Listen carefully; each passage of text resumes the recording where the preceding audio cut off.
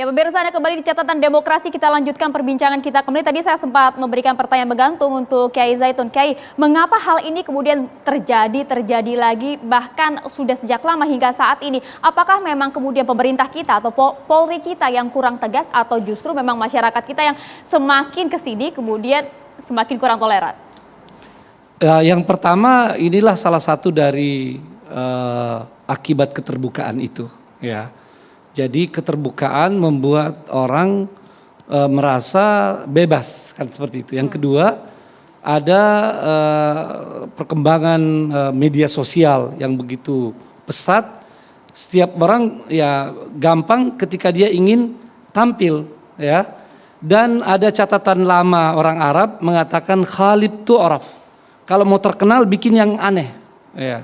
Bikin yang aneh. Jadi bisa saja itu juga menjadi motivasinya. Makanya kita juga harus waspada. Sebetulnya ini motivasi dia itu apa? Terlepas dari apa yang namanya penistaan, itu tetap penistaan dan harus dihukum, ya, harus ditegakkan hukum. Artinya Pak Kiai, maksud Anda memang Joseph ini tidak bermaksud untuk menistakan agama? Oh tidak, untuk menarik saya tidak mengatakan begitu. Saya tidak mengatakan. Tapi kita perlu dalami, ya, untuk bisa mengetahui masalah dari akarnya, didalami lagi. Ini kira-kira ada kaitan dengan apa, latar belakangnya apa, ya, kecenderungan apa, sehingga diagnosa kita itu memudahkan untuk mengantisipasi ke depan di samping bagaimana mengatasi persoalan Joseph ini. Ya, seperti itu.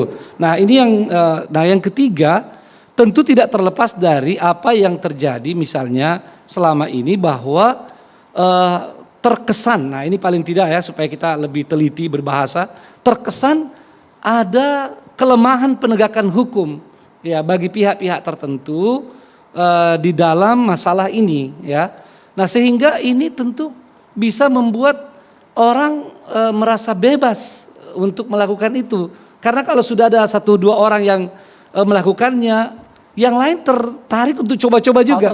Makanya pernah suatu ketika di zaman lampau jarang terjadi karena kemudian terasa hal seperti ini tabu, ya, dan memang persoalan hukum begitu kuat penegakannya terhadap hal seperti ini. Itu mungkin juga menjadi sebabnya, karenanya ya kita perlu melihat secara komprehensif. Langsung ditanggapi Bang Ali Mukhtar Ngabalin, posisinya kalau sekarang ini ya terkesan jumlahnya makin bertambah.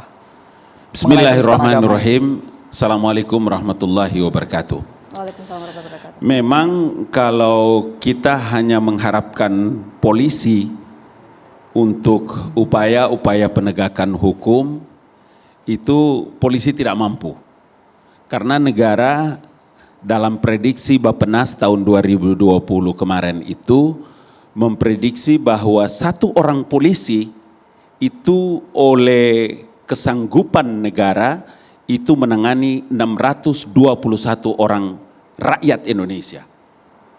Disitulah sebabnya kenapa negara ini membutuhkan peran serta dari seluruh lapisan masyarakat, opinion leaders.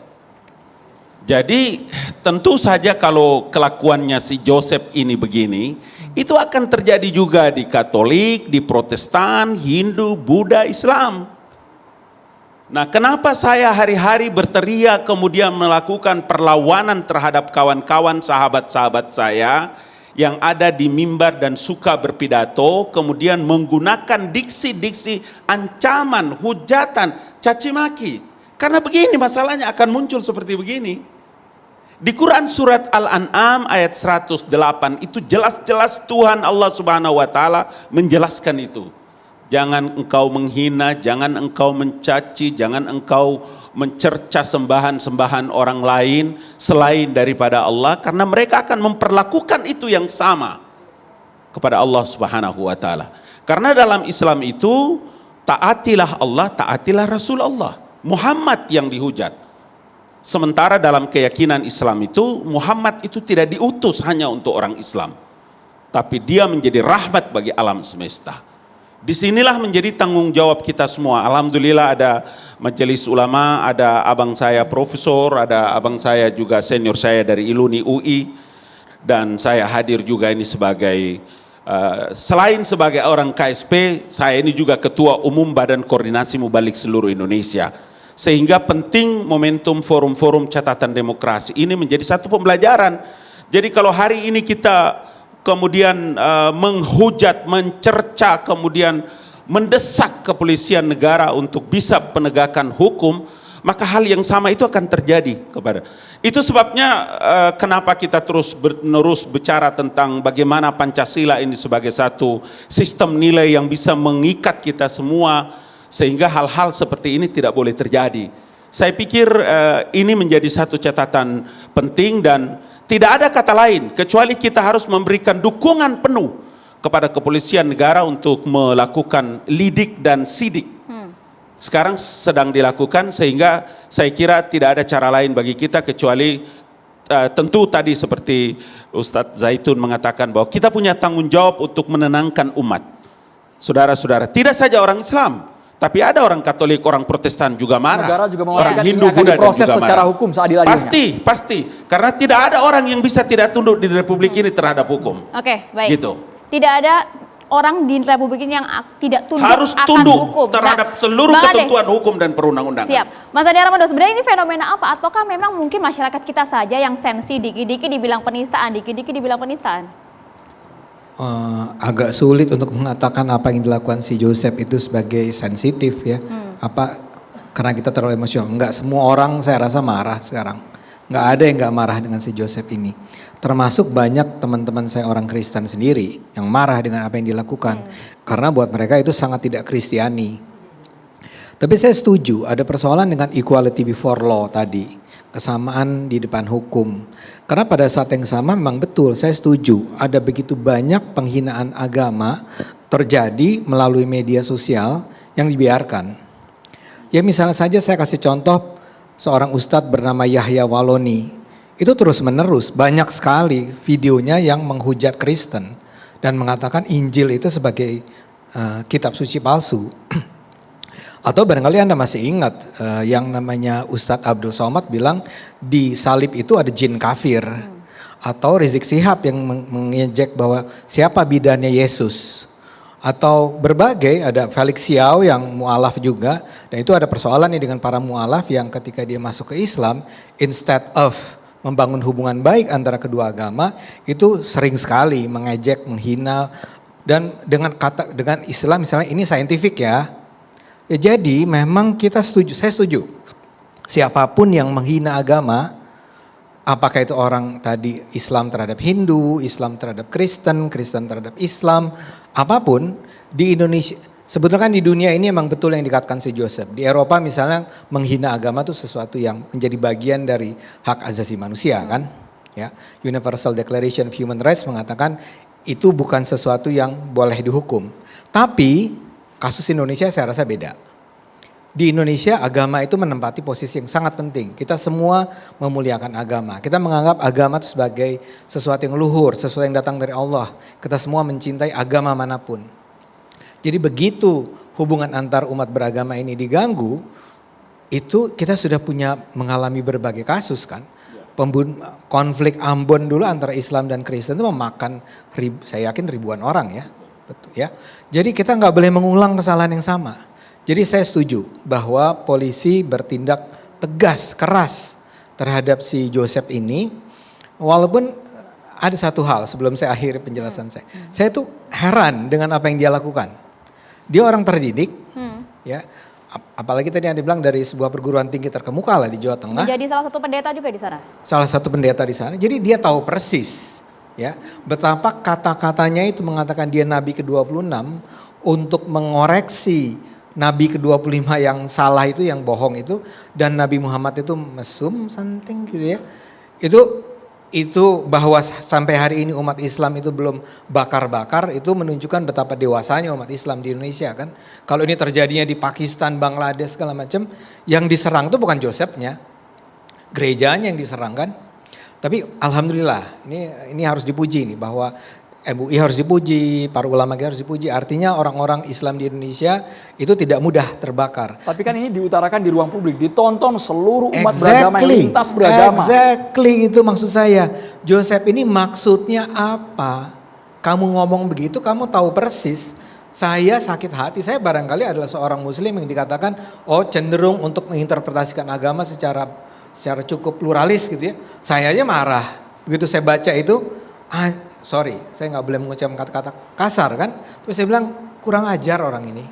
Anda itu menyakiti hati semua umat Islam, dan nantinya tahu nggak yang akan menjadi korban tuh bukan Anda, Joseph. Anda tuh aman di Jerman sana. Orang-orang yang di sini bagaimana? Maksud Anda aman apa tadi, Bang Ya Adi?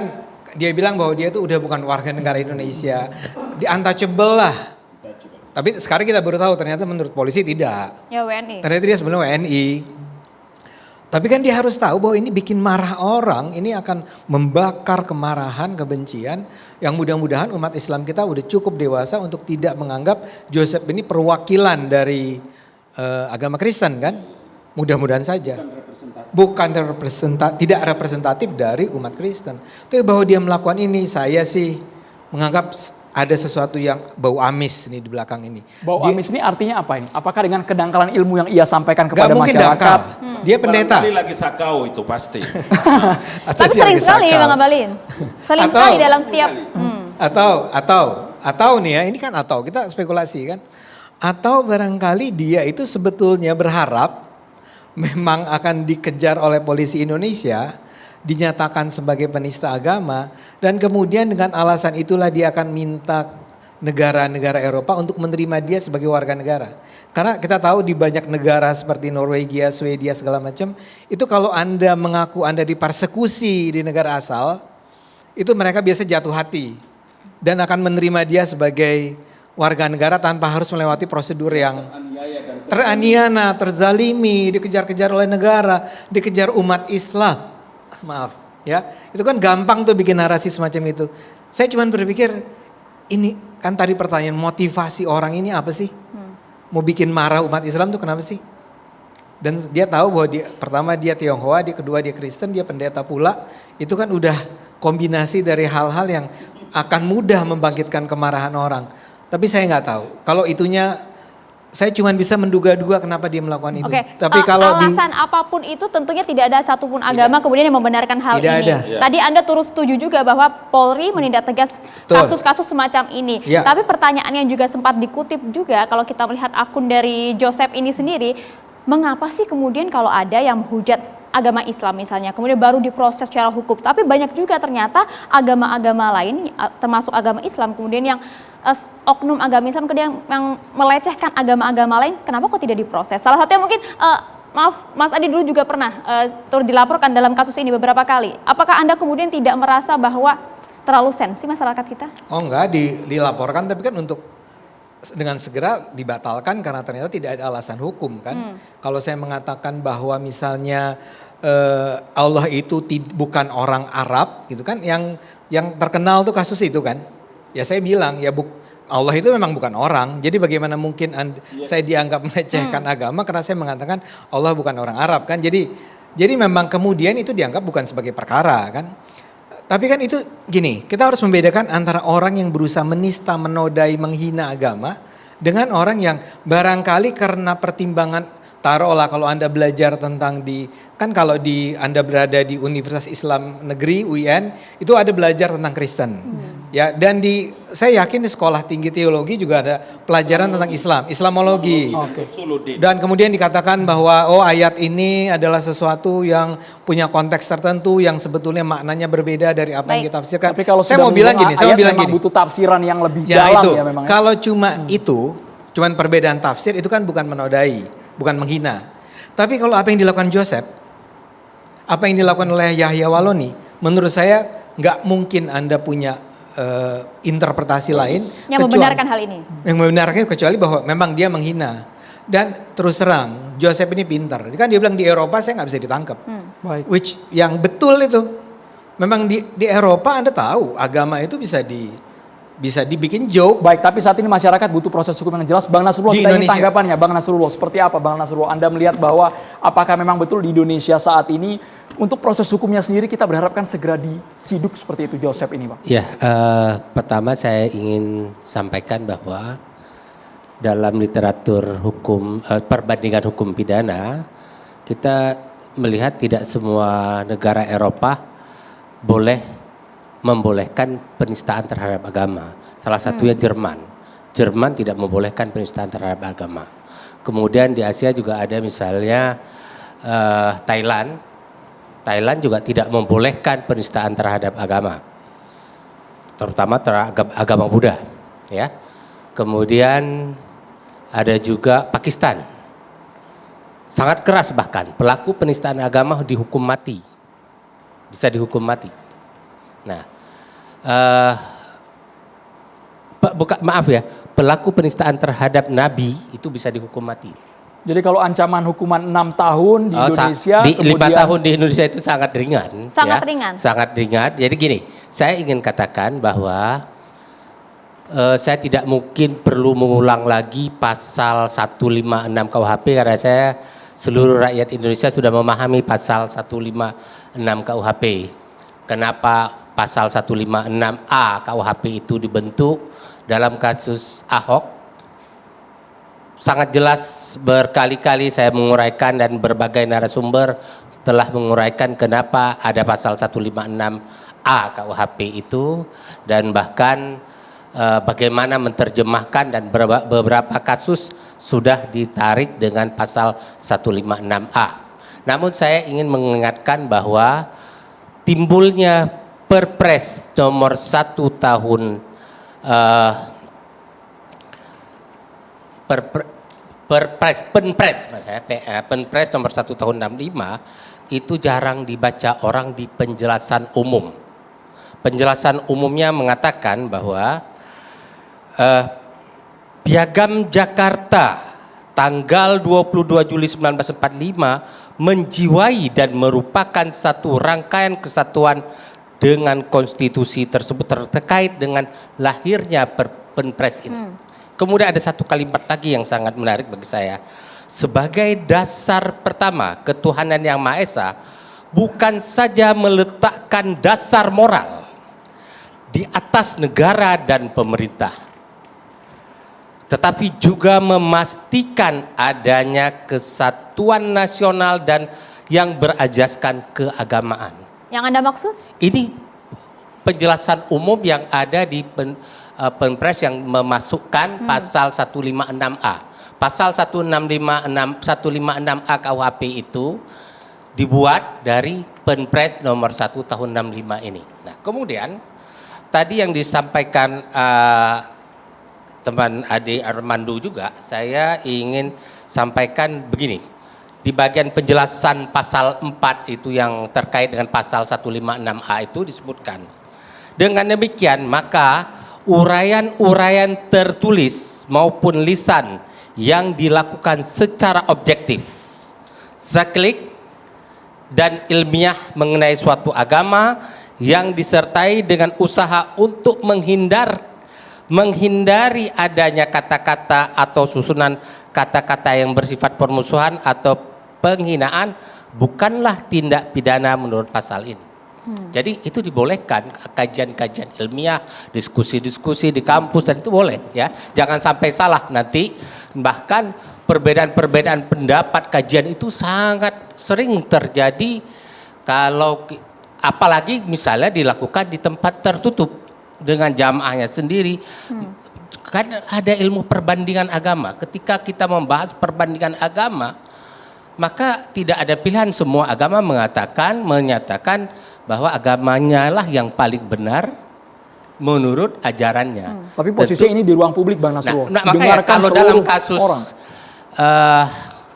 si Paul Zhang ini, saya saja yang biasa sabar menghadapi persoalan-persoalan kayak begini. Demi Allah saya katakan, andai saja ada di sini sekarang, saya congkel matanya dengan rencong. Begitu marahnya saya kalimat itu. Demi Allah saya katakan itu. Tapi saya ketika membahas hukum harus melepaskan emosi saya. Ini hukum harus tegak.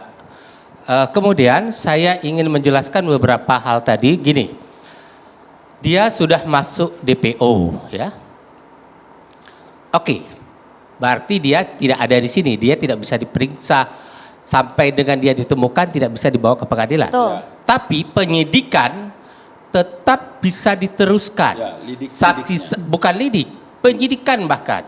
Saksi-saksi, ahli, surat-surat tetap bisa diperiksa, disiapkan begitu dia datang Langsung diproses. atau ditangkap dimanapun nanti dia periksa dia sebagai tersangka langsung dikirimkan berkas ke kejaksaan.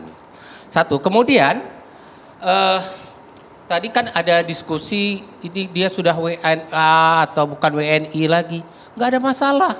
Oke. Jangkauan hukum pidana kita itu kalau dia melakukan tindak pidana dalam wilayah hukum Republik Indonesia, baik dia WNI maupun dia WNA bisa diproses. Dari polisi sudah jelas Bang Nasrullah bahwa statusnya masih warga negara Indonesia. Kita akan Kalaupun- dalami lebih jauh Bang Nasrullah. Kita kalaupun juga dia melibatkan bukan warga pemirsa negara juga Indonesia. untuk bertanya melalui Twitter Bang Nasrullah. Sesaat lagi tetaplah di Catatan Demokrasi pemirsa. Kami ajak Anda untuk berkomentar, bertanya langsung kepada narasumber melalui akun Twitter @catatandemokrasi.